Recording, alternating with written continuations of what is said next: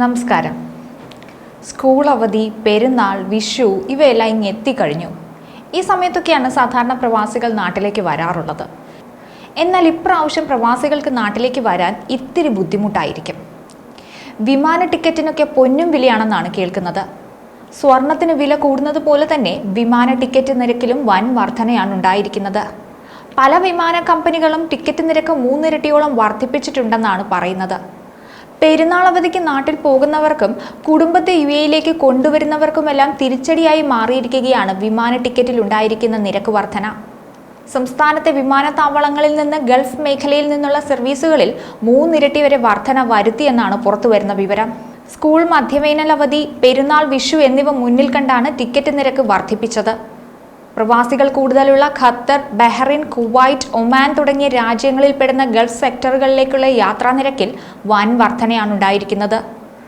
യുഎഇയിൽ നിന്ന് കേരളത്തിലേക്കും തിരിച്ചുമുള്ള സെക്ടറുകളിലെല്ലാം ഫെബ്രുവരിയേക്കാൾ 3 ഇരട്ടിയാണ് വർധന.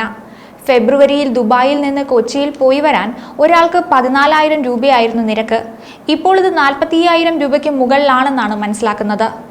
4 അംഗ കുടുംബത്തിന് പോയി വരാൻ ഇപ്പോൾ 1.5 ലക്ഷം രൂപയിലേറെയാകും. നാട്ടിൽ വാർഷിക പരീക്ഷ കഴിഞ്ഞ് സ്കൂൾ അടയ്ക്കുന്നതോടെ ഗൾഫിലേക്ക് പ്രവാസി കുടുംബങ്ങൾ എത്തിത്തുടങ്ങും. ഏപ്രിൽ ആദ്യവാരം യുഎഇയിലെത്തി മെയ് അവസാനം വരെ നാട്ടിലേക്ക് മടങ്ങാൻ ഒരാൾക്ക് 60,000 രൂപയ്ക്ക് മുകളിലാകും. അതായത് ഒരു 4 അംഗ കുടുംബത്തിന് 2 ലക്ഷത്തിലേറെ രൂപയാകുമെന്ന് ചുരുക്കം. എന്നാൽ യാത്ര മാസങ്ങൾക്ക് മുമ്പ് ആസൂത്രണം ചെയ്യുകയും ടിക്കറ്റ് നേരത്തെ ബുക്ക് ചെയ്യുകയും ചെയ്തവർക്കെല്ലാം കുറഞ്ഞ നിരക്കിൽ യാത്ര ചെയ്യാമെന്നാണ് പറയുന്നത്. അവസാന നിമിഷം യാത്ര തീരുമാനിക്കുന്നവരെയാണ് നിരക്ക് വർധന ബാധിക്കുക. പക്ഷേ എത്ര പ്രവാസികൾ നേരത്തെ ടിക്കറ്റ് ബുക്ക് ചെയ്തിട്ടുണ്ടാകും? ചില സമയം സീറ്റില്ലാത്ത പ്രശ്നവും ഇവരെ ബാധിക്കുന്നുണ്ട്. അവധി അടുക്കും തോറും നിരക്ക് ഇനിയും കൂടുമെന്നാണ് ട്രാവൽ മേഖലയിലുള്ളവർ പറയുന്നത്. പാവം പ്രവാസികളുടെ പോക്കറ്റ് ഇത്തവണയും കാലിയാകും. വിഷുദിനത്തിൽ ടിക്കറ്റ് ലഭ്യമാണെങ്കിലും ഇൻഡിഗോ അടക്കമുള്ള വിമാന കമ്പനികൾ വൻ നിരക്കാണ് ഈടാക്കുന്നതെന്നാണ് റിപ്പോർട്ടുകൾ. കോഴിക്കോട്, ദുബായ് നിരക്കും നല്ല രീതിയിൽ വർദ്ധിപ്പിച്ചിട്ടുണ്ട്. നെടുമ്പാശ്ശേരി, കണ്ണൂർ, തിരുവനന്തപുരം വിമാനത്താവളങ്ങളിൽ നിന്ന് ഗൾഫ് സെക്ടറുകളിലേക്കുള്ള നിരക്കിലും വർധനവുണ്ട്. ഗൾഫ് കേരള സെക്ടറിൽ കൂടുതൽ വിമാന സർവീസുകൾ ഏർപ്പെടുത്തുകയോ സീസൺ സമയത്ത് അധിക സർവീസ് അനുവദിക്കുകയോ ഒക്കെ ചെയ്താൽ മാത്രമേ നിരക്ക് വർധനയിൽ ഒരു പരിധിവരെയെങ്കിലും കുറവുണ്ടാവൂ എന്നാണ് പ്രവാസികൾ പറയുന്നത്.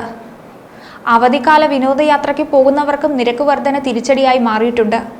അമേരിക്ക, ബ്രിട്ടൻ, യൂറോപ്പ് തുടങ്ങി വിദേശ രാജ്യങ്ങളിലേക്കുള്ള ടൂറിസം പാക്കേജ് നിരക്കിലും 50% വർധനവുണ്ട്. കുതിച്ചുയർന്ന വിമാന ടിക്കറ്റ് നിരക്ക് കുറയണമെങ്കിൽ യുഎഇയിലെ മധ്യവേനൽ അവധിക്കാലമായ ജൂലൈ, ഓഗസ്റ്റ് മാസങ്ങളും കഴിയണം. വർഷങ്ങളായി സീസണിൽ വിമാന ടിക്കറ്റ് നിരക്ക് വർധന ഉണ്ടാവുന്നുണ്ട്. സീസണിൽ നാട്ടിൽ വന്നൊന്നു പോയാൽ മിക്ക പ്രവാസികളുടെയും പോക്കറ്റ് കാലിയാകുന്ന അവസ്ഥയാണ്. അതുകൊണ്ട് തന്നെ പല പ്രവാസികളും സീസണിൽ നാട്ടിലേക്ക് വരാറില്ല. മറിച്ച് ടിക്കറ്റ് നിരക്ക് കുറയുന്ന സമയത്താണ് അവർ നാട്ടിലേക്ക് എത്തുന്നത്. മറ്റൊരു വീഡിയോയുമായി വീണ്ടും കാണാം. ന്യൂസ് ഡെസ്ക്, ഈനാട് മലയാളം.